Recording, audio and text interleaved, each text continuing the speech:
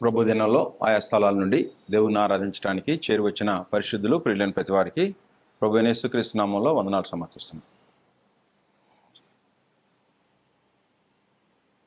ప్రభు అయిన యేసుక్రీస్తు యొక్క రాకడ, దానికంటే ముందుగా క్రీస్తు 1000 ఏండ్ల పరిపాలన భూమి మీద చేస్తాడని, క్రీస్తు 1000 ఏండ్ల పరిపాలన చేయబోయే ముందు సంఘం ఎత్తబడుద్దని, ఆ తర్వాత 1000 ఏండ్ల పాలనలో క్రీస్తు భూమి మీద యెరూషలేములో దావీదు సింహాసనం మీద కూర్చుంటాడని ప్రపంచంలో ఎక్కువ మంది నమ్మేటువంటి బోధ ఇది. అంటే యేసుక్రీస్తు మొదటిసారి వచ్చినప్పుడు ఈ భూమి మీద రాజ్యాన్ని స్థాపించలేదు, యూదులు వ్యతిరేకించారు. కాబట్టి తిరిగి మరలా ఆయన భూమి మీదకి వచ్చి భౌతికంగా రాజ్యాన్ని స్థాపిస్తాడు. అదే 1000 ఏండ్ల పరిపాలన అనేటువంటి బోధ ప్రపంచంలో ఉంది. దీని గురించి పరిచయం పోయిన వారం విన్నాం.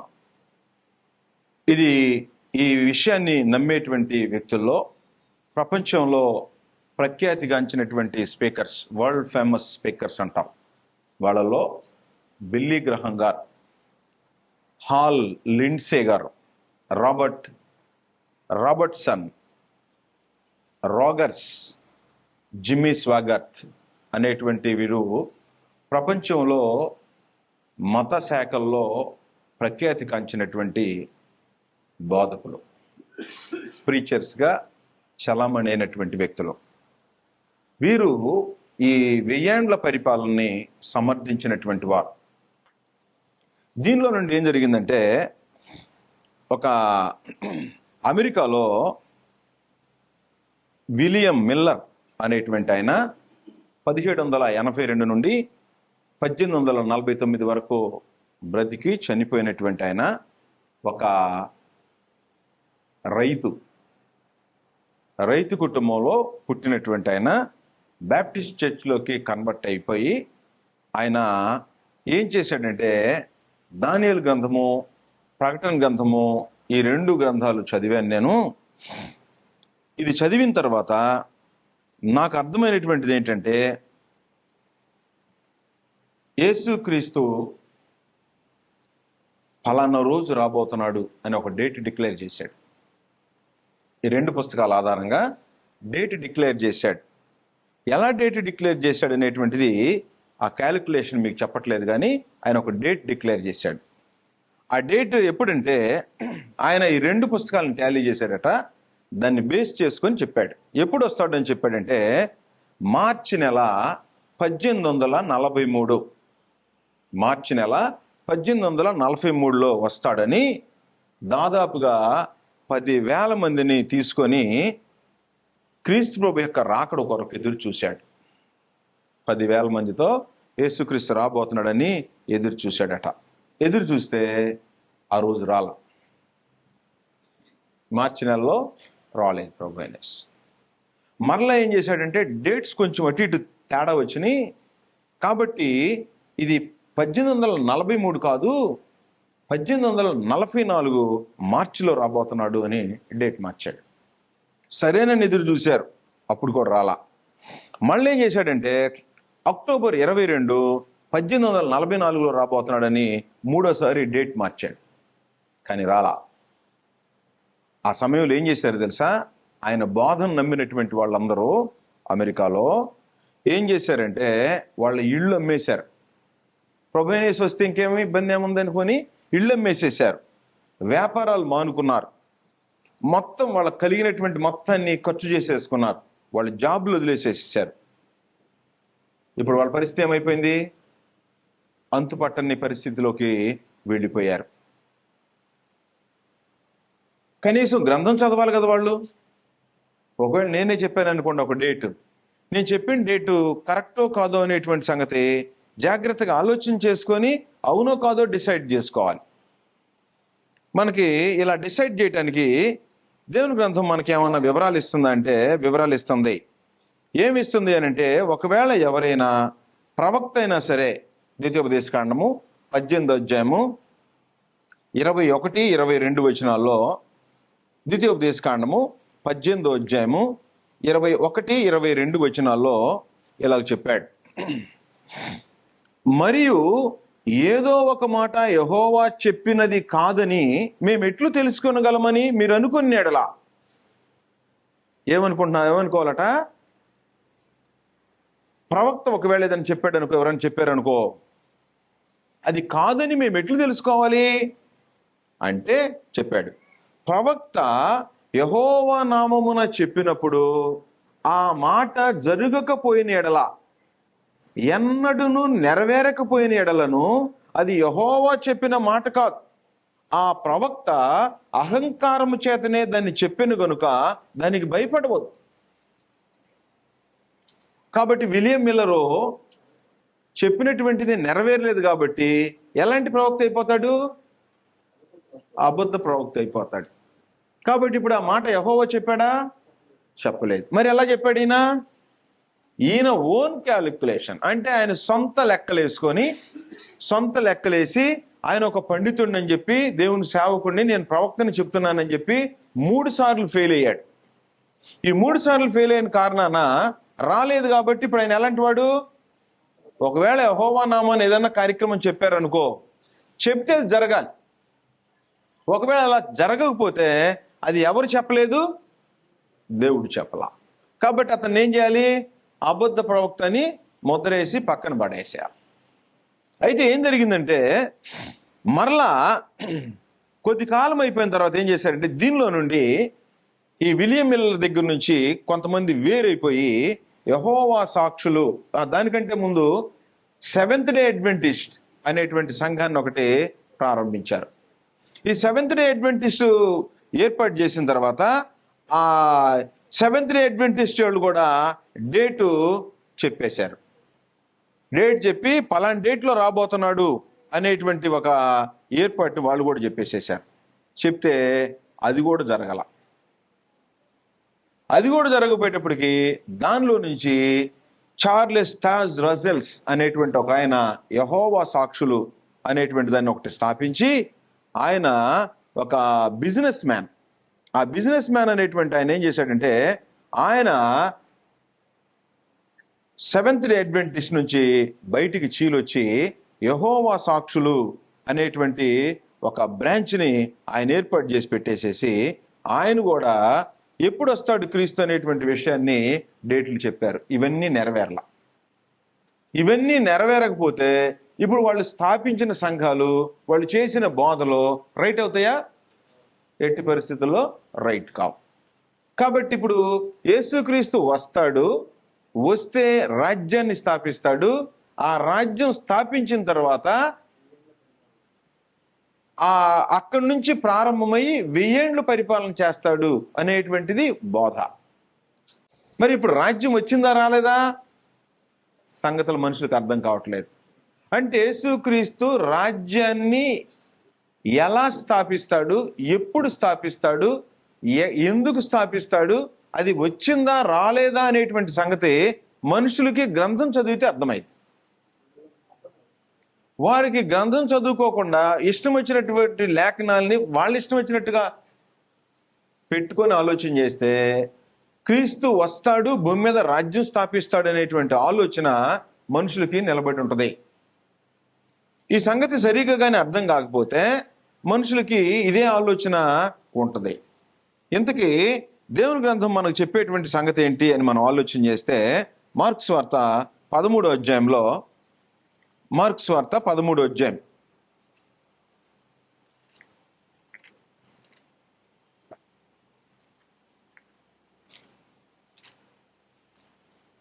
13వ అధ్యాయము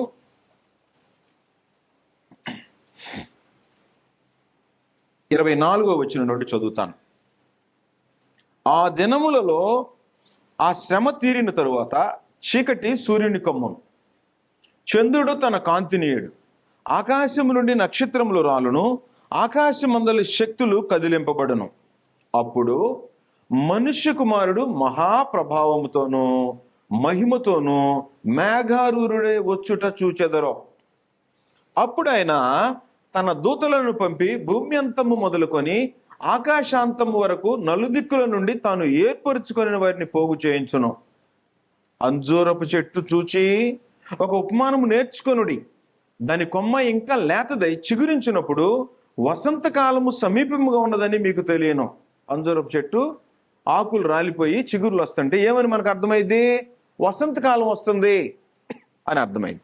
ఆ ప్రకారమే మీరు ఈ సంగతులు జరుగుట చూచినప్పుడు ఆయన సమీపముననే, ద్వారము దగ్గరనే ఉన్నాడని తెలుసుకోండి.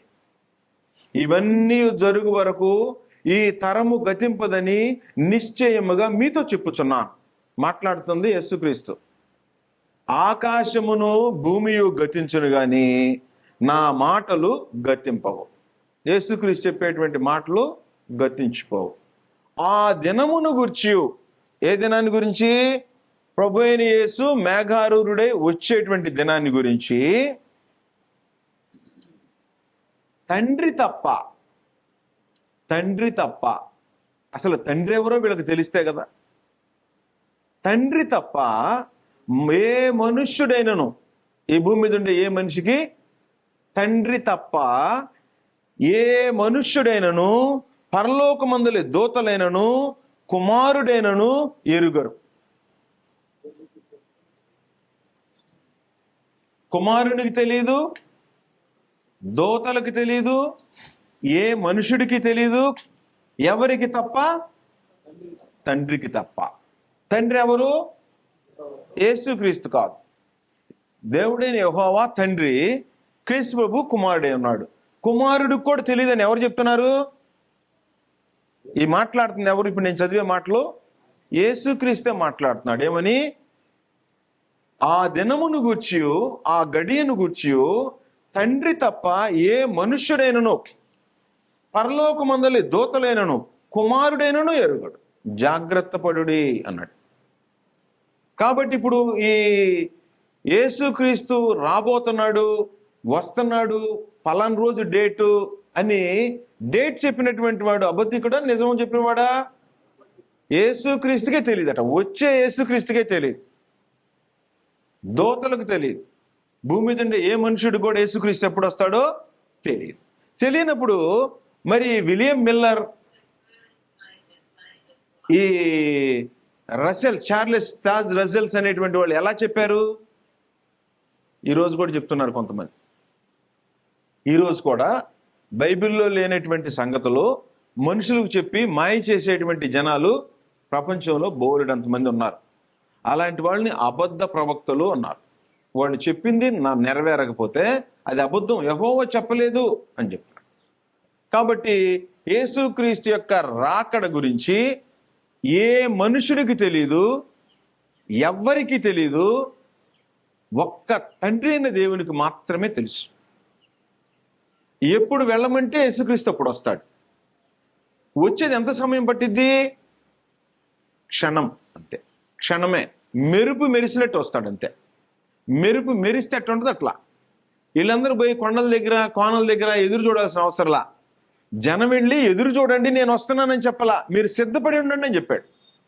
మీరు నిద్రపోతున్నా, మెలకుగా ఉన్నా, పవిత్రతతో ఉండి ఈ కార్యక్రమాలు చేయండి. సిద్ధపడి ఉండి మీ జీవితాలు, బ్రతుకులు పాపం లేకుండా జాగ్రత్త చేసుకొని, మీరు నిద్రపోతున్నా మెలకుగా ఉన్నా, మెలకుగా ఉన్నట్టే లెక్క. పాపంలో బ్రతుకుతుండేటువంటి వాళ్ళు యేసుక్రీస్తు వస్తే వాళ్ళకి నష్టం. నీతిగా బ్రతుకుతుండే వాళ్ళకి యేసుక్రీస్తు వస్తే మేలు జరిగిద్ది. మత్తయి సువార్త 24వ అధ్యాయంలో ఇదే సంగతి గురించి మాట్లాడాడు.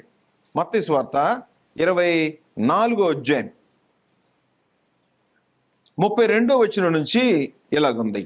అంజూరపు చెట్టును చూచి ఒక ఉపమానము నేర్చుకొనుడి. అంజూరపు కొమ్మ లేతదై చిగురించినప్పుడు వసంతకాలం ఇంకా సమీపంగా ఉన్నదని మీకు తెలియను. ఆ ప్రకారమే మీరు ఈ సంగతులు జరుగుట చూసినప్పుడు ఆయన సమీపముననే, ద్వారము దగ్గరనే ఉన్నాడని తెలుసుకొనండి.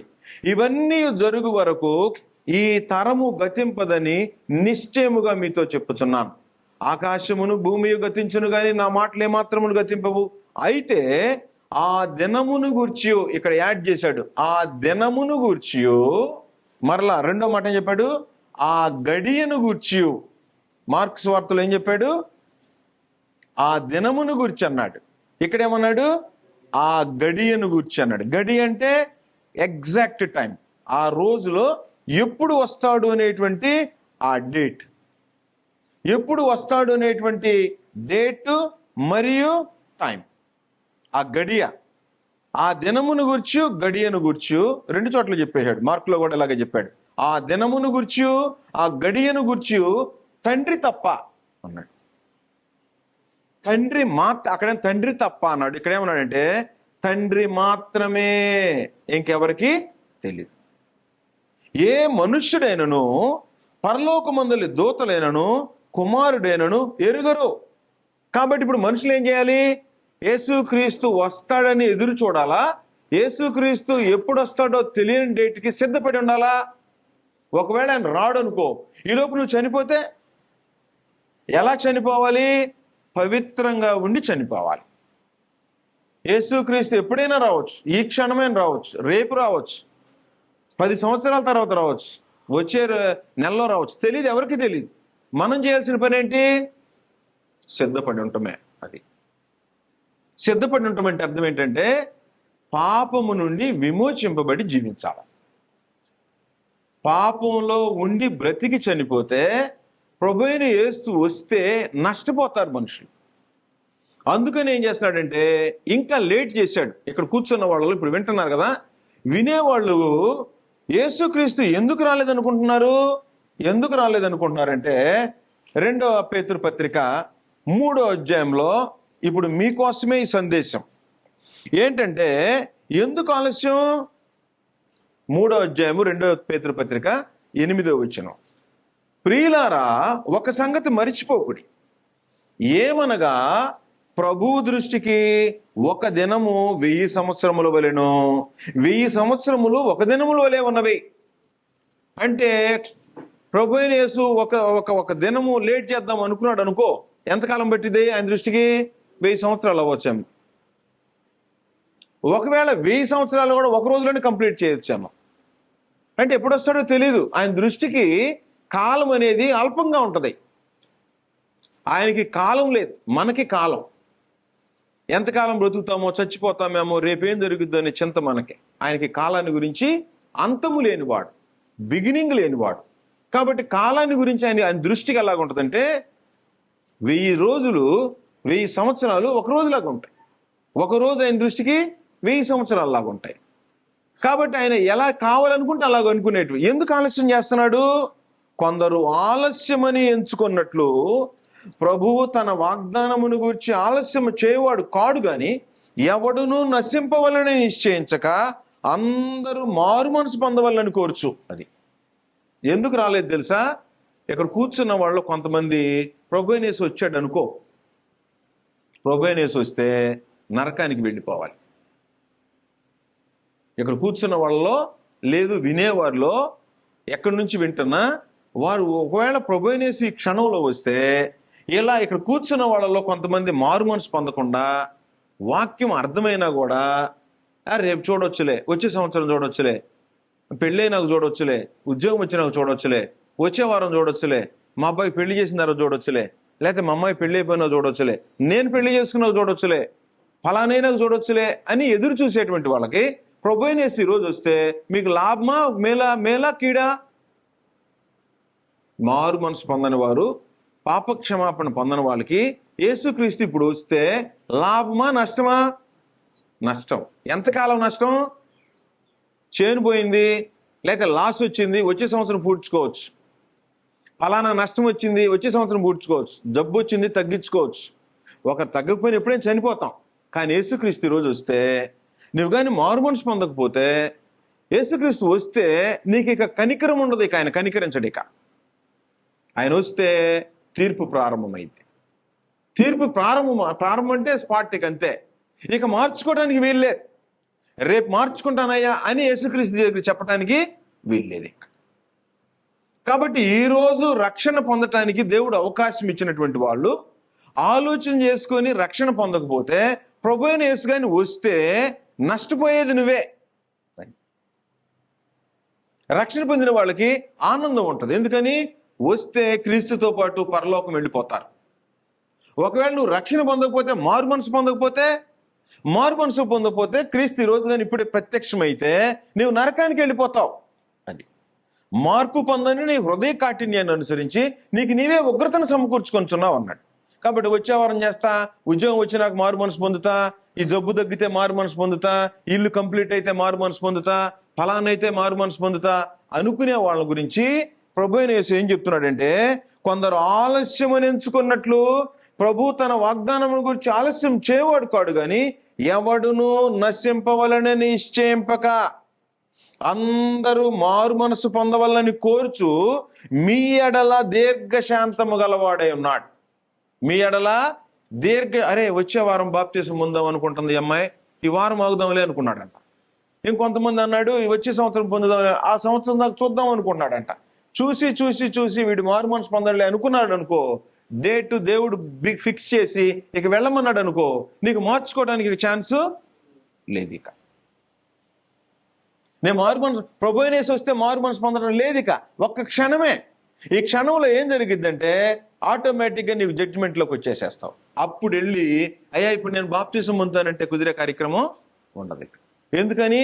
ఇక అక్కడ నీళ్లు ఉండవు, భూమి ఉండదు, ఆకాశం ఉండదు, నీకు బోధించేవాడు ఉండడు, నువ్వు వెళ్ళి బాప్తిస్మం పొందేటువంటి పరిస్థితులు ఇక ఉండవు. కాబట్టి ఏం చేయాలి?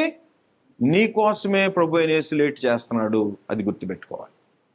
రక్షణ పొందిన వాళ్ళు ఏమయ్యా మేము ఎంతకాలం ఉన్నాం కదా, మమ్మల్ని తీసుకెళ్ళటానికి రావచ్చు కదా అంటే, నిన్ను తీసుకెళ్ళటానికి వస్తాడు. రక్షణ పొందావు, ఒకవేళ నువ్వు చనిపోయావు అనుకో నిన్ను విశ్రాంతిలో ఉంచుతాడు. రక్షణ పొందిన 50 ఏళ్ళ నుంచి ఎదురు చూస్తున్నానయ్యా, యేసుక్రీస్తు ఇంకా రాలేదు ఏంటంటే నీకు కూడా ఏం నష్టం లేదు. నీకేం నష్టం? మరణం దాకా నమ్మకంగా ఉండి క్రీస్తునందుండి మృతి పొందావు అనుకో నెమ్మది ఉండే స్థలాన్ని తీసుకెళ్ళిపోతాడు. ఎందుకు ఆలస్యం చేస్తున్నాడు? నీ భార్య, నీ భర్త, మీ అన్నదమ్ములు, నీ తల్లి, నీ భార్య, నీ బిడ్డలు, మీ బంధువులు రక్షణ పొందాల్సినటువంటి వాళ్ళ గురించి ఆలోచన చేసుకోవడానికి లేట్ చేస్తున్నాడు. ఒకవేళ అలాగ ఆలోచన చేసేటువంటి జనం వారి కోసం లేట్ అవుతుందే తప్ప దేవుడు ఎప్పుడు పంపిస్తాడో ఎవరికైనా తెలుసా? ఎవరికి తెలియదు. కాబట్టి ప్రభు అయిన యేసు రాకడ ఆలస్యమైందని అంటే పాపంలో ఉండే వాళ్ళకి ఛాన్స్ ఇది. ఎప్పుడు వస్తాడు నాకు తెలియదు. యేసుక్రీస్తు కూడా తెలియదు అన్నాడు. ఇంక నాకేం తెలిసిద్ది? పరలోకంలో ఉండే దేవదూతలకు తెలిసిద్దా? వాళ్ళకు కూడా తెలియదు. యేసుక్రీస్తు కూడా తెలియదు, దేవదూతలు తెలియదు, భూమి మీద ఎవరికి తెలియదు, తండ్రికి మాత్రమే తెలుసు. ఎప్పుడు పంపించాలో ఆయన పంపిస్తాడు. వస్తే పాపులు మారు మనసు పొందేటువంటి అవకాశము ఉండదు.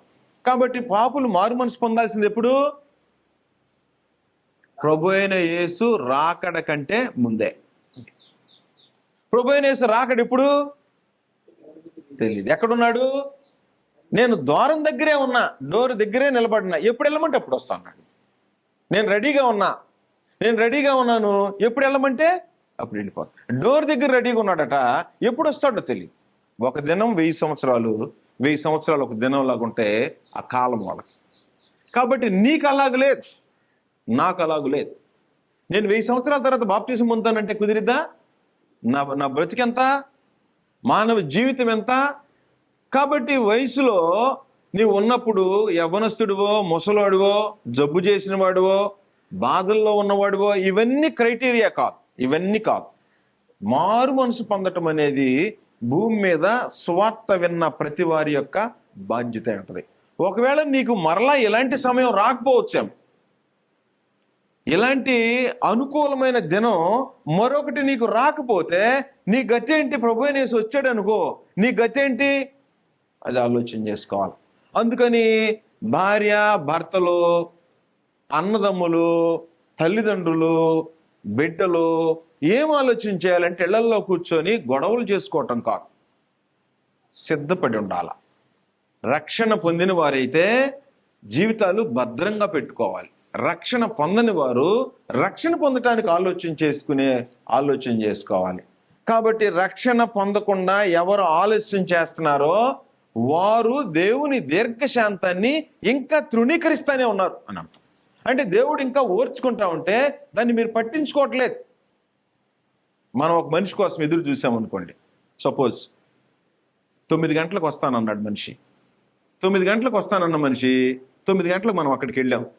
5 నిమిషాలు లేట్ అయ్యాడు అనుకో, ఏం చేస్తాం? ఇప్పుడున్న మాధ్యమంలో ఫోన్ చేస్తాడు. వస్తున్నానన్నాడు అనుకో, ఇంకో 10 నిమిషాలు అయిందనుకో, ఏం చేస్తాడు? ఎదురు చూస్తాడు. అరగంట అయింది దానికి ఏం చేస్తాడు? ఇక రివర్స్లో బిగిన్ చేస్తాడు. గంట అయిపోయింది దానికి ఏం చేస్తాడు? వెళ్ళిపోతాడు. ఇక ఉంటాడా? వెళ్ళిపోతాడా? వెళ్ళిపోతాడు. నువ్వు వస్తే రా, లేకపోతే నేను వెళ్ళిపోతున్నాను అంటాడు. మరి నీకోసం ఎన్ని సంవత్సరాలు ఎదురు చూస్తున్నాడు దేవుడు?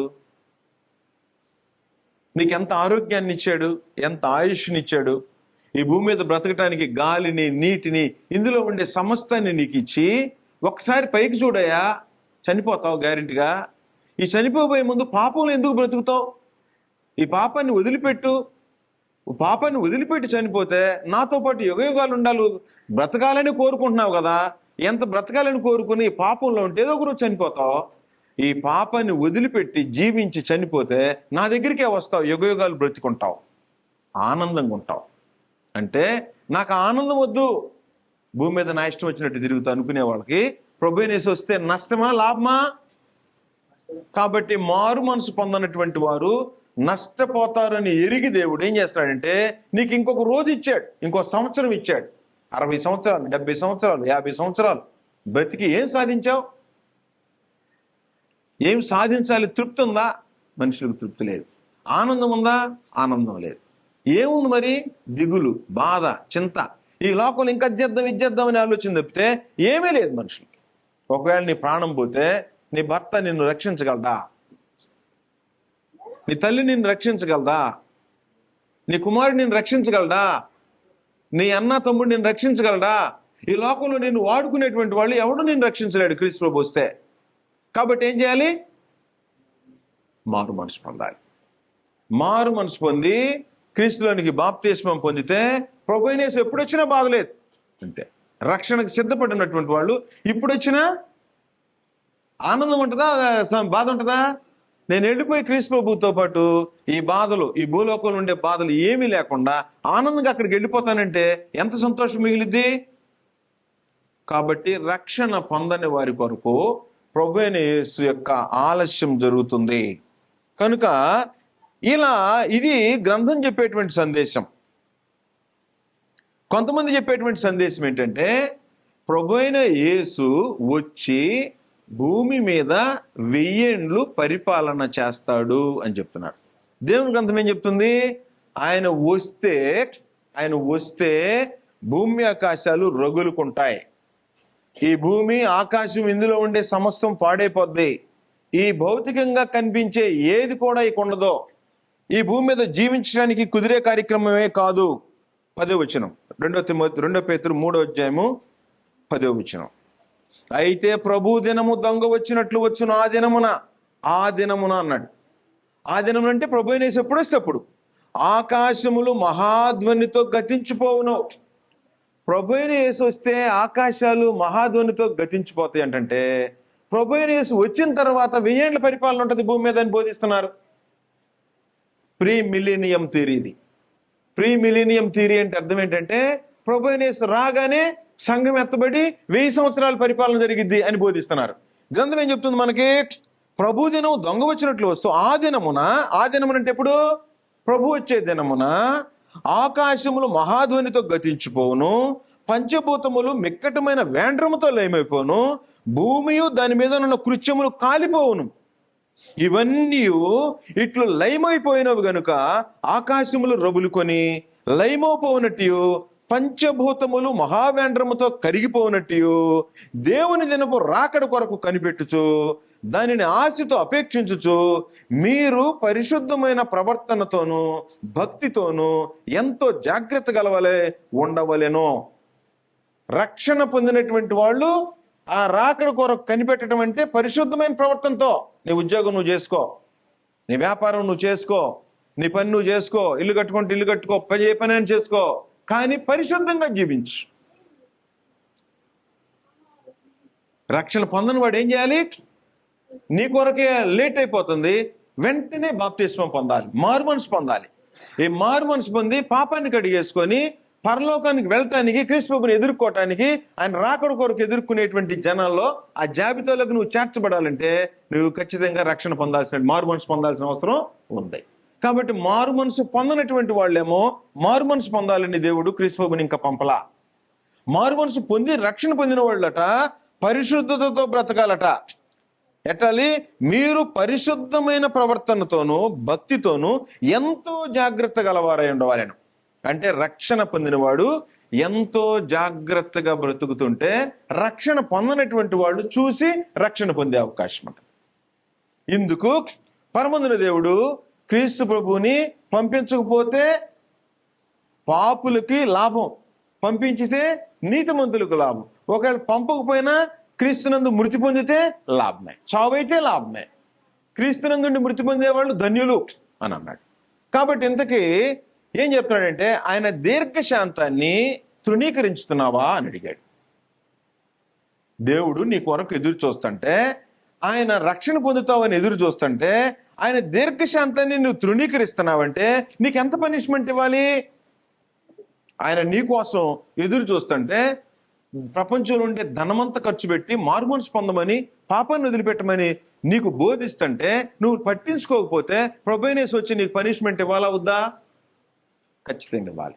దాని నుంచి తప్పించుకోవాలంటే ఏం చేయాలంటే మారుమనసు పొందాలి. రోమీయులకు రాసిన పత్రిక 2వ అధ్యాయం 5వ వచనం 4వ వచనం నుంచి, దేవుని అనుగ్రహము మారు మనసు పొందుటకు నిన్ను ప్రేరేపించుచున్నదని ఎరుగక.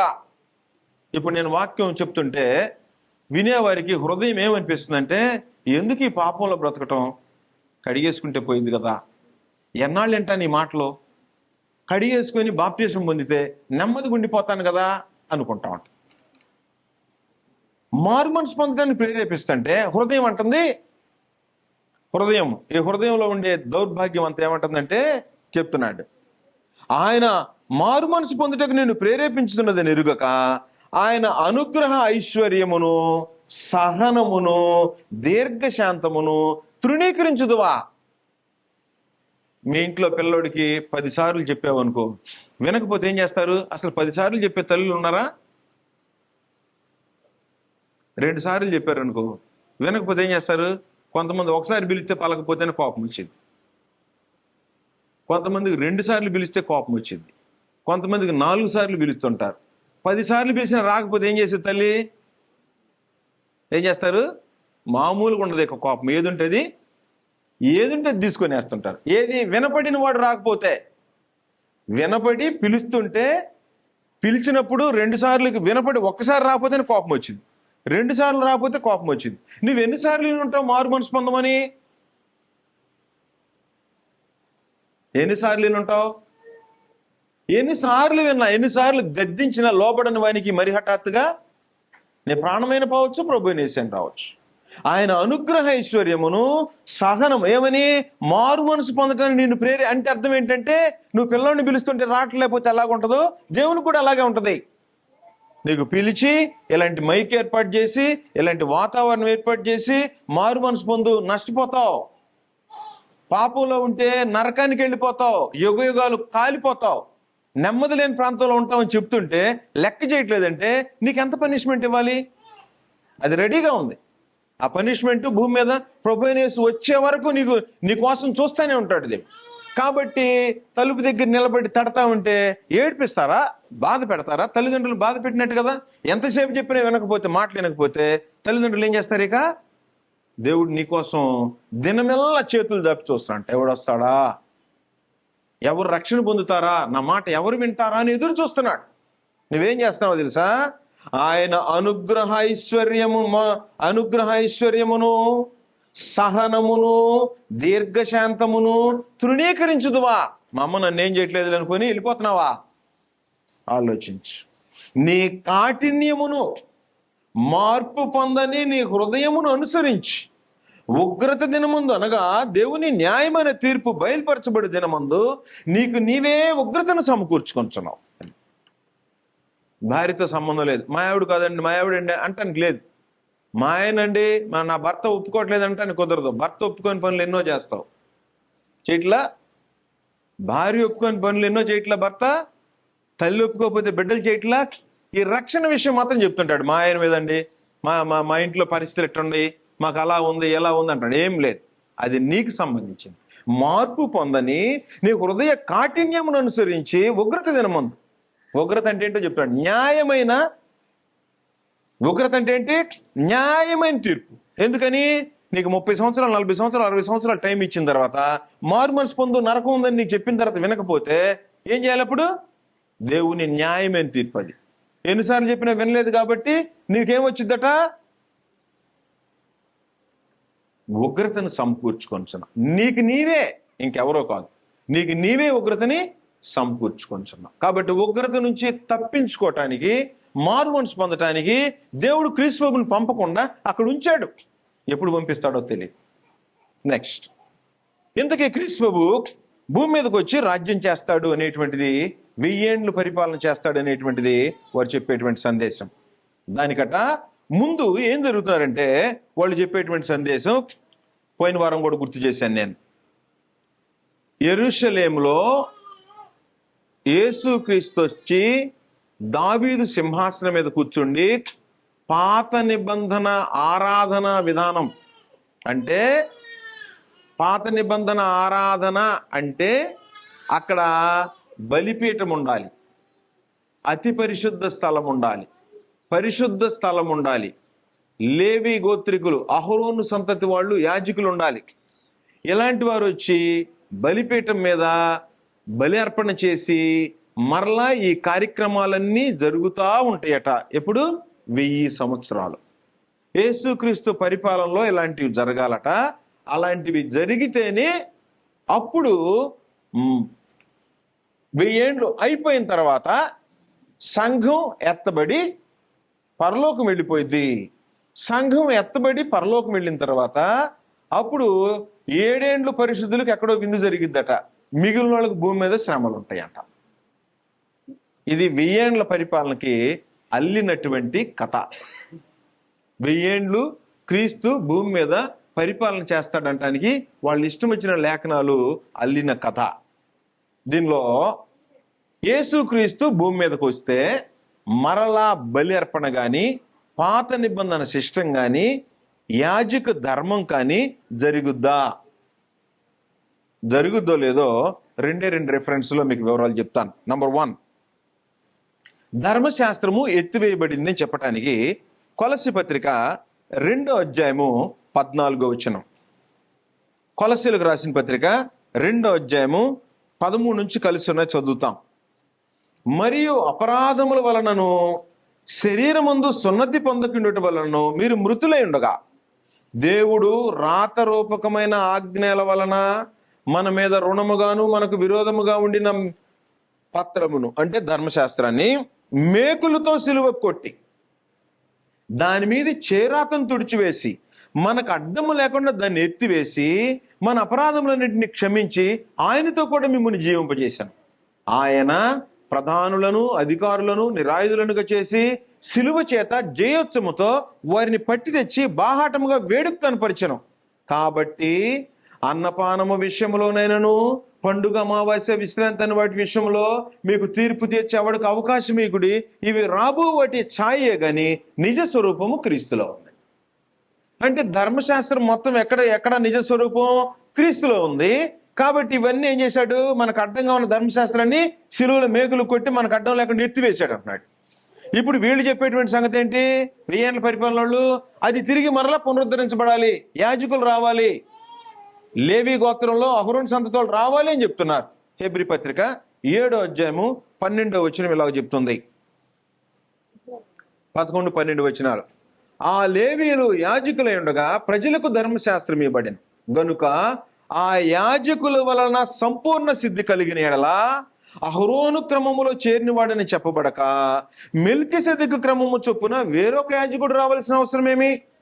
ఇదియుగాక యాజకులు మార్చబడిన ఎడల అవశ్యముగా యాజక ధర్మము సహా మార్చబడు.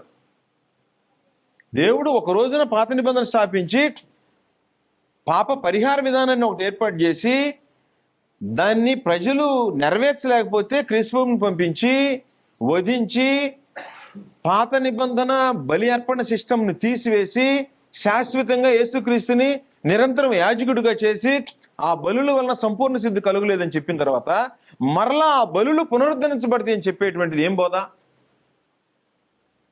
కాబట్టి 1000 ఏండ్ల పరిపాలనలో తిరిగి యెరూషలేములో యేసుక్రీస్తు సింహాసనాసీనుడైనప్పుడు 1000 ఏండ్ల పరిపాలన అయ్యిద్దా అంటే లేఖనాల ప్రకారము తిరిగి పాత నిబంధన సిస్టము పునరుద్ధరించబడటానికి వీలు లేదు.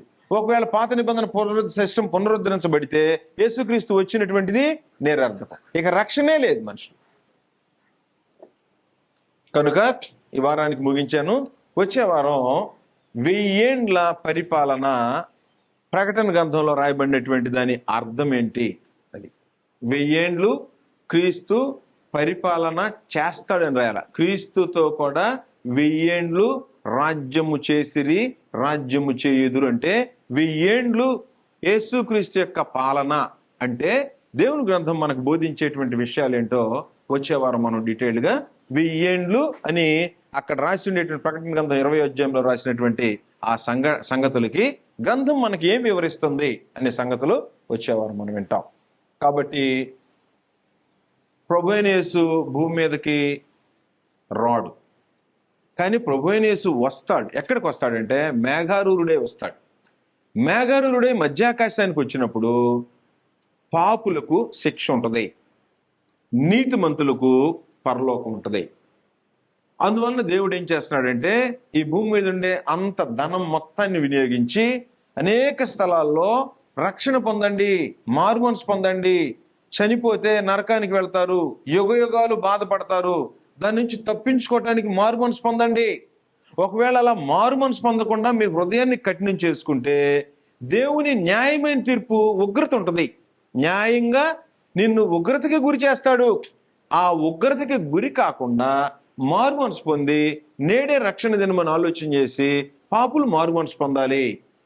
మారుమనసు పొందినటువంటి వాళ్ళు ఎంతో జాగ్రత్తతో తమ పరిశుద్ధతను కాపాడుకుంటూ కొనసాగించి జీవితాలు కొనసాగించండి అనేది బైబిల్ యొక్క మూలమైనటువంటి సమాచారమైంది. కాబట్టి పాపంలో ఉన్నవారు మారుమనసు పొందాలి. పాపంలో నుండి మారుమనసు పొంది విమోచింపబడిన వారు భక్తితో నీతితో ప్రభువైన యేసు రాకడ కొరకు ఎదురు చూడాలి. పాపంలో ఉండేవారు అయ్యా ఒక్కరోజు ఛాన్సీ, ఈరోజు నేను బాప్తిస్మం పొందుతా అని కోరుకోవాలి. అంతేగాని నాకు 10 సంవత్సరాలు టైం అయ్యా, మా పిల్లలు పుట్టి పెద్దోళ్ళు అయిపోయి వాళ్ళందరికి పెళ్లిళ్ళు చేసిన తర్వాత మంచి ఇల్లు కట్టుకున్నాక మంచి ఉద్యోగం వచ్చిన తర్వాత అప్పుడు మారుమనసు పొందుతానంటే దేవుని దీర్ఘశాంతాన్ని తృణీకరిస్తున్నావు, ఆయన సహనాన్ని తృణీకరిస్తున్నావు. అందువల్ల ఎన్నిసార్లు గద్దించినా ఎలాగైతే మీరు ఒప్పుకోరో చెప్పిన తర్వాత దేవుడు ఏం చేస్తాడంటే నీకు ఇక చెప్పినా వేస్ట్ అని చెప్పి నీ హృదయాన్ని ఆయనే కఠినం చేసేస్తాడు. నీ హృదయాన్ని ఆయనే కఠినం చేస్తాడు. ఎందుకని వీడికి చెప్పి ప్రయోజనం ఉందని చెప్పేసి ఇక చెప్పినా నీకు అర్థం కాని స్థితికి నిన్ను నెట్టేస్తాడు. ఆ స్థితికి రాకుండా ఎవరినైతే దేవుడు ప్రేరేపిస్తున్నాడో, ఎవరి హృదయాన్ని ఎవరి మనస్సును దేవుడు రేకెత్తిస్తున్నాడో అలాంటి వారి హృదయాన్ని కఠినం చేసుకోవద్దు.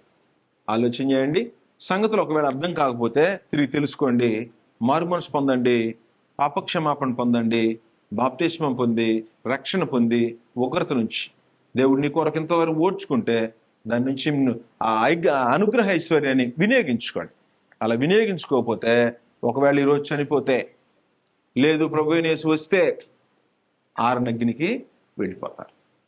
అలాగే దేవుని దీర్ఘశాంతాన్ని తృణీకరించకుండా మారుమనసు పొంది ప్రభువైన యేసు రాకడ కొరకు ఎదురు చూసేటువంటి జనంలో మనం అందరం ఉండాలని, అందుకే ప్రభువైన యేసుని దేవుడు ఇంకా పంపకుండా మన కొరకు, మనం అంటే పాపంలో ఇంకెంతమంది ఉన్నారో వారందరి కొరకు ఇంకా లేట్ చేసి ఆపుతున్నాడని రక్షణ పొందిన వాళ్ళు గుర్తించాలని ప్రభువైన యేసుక్రీస్తు పేరిట మీ అందరికీ వందనాలు సమర్పిస్తూ ముగిస్తాం.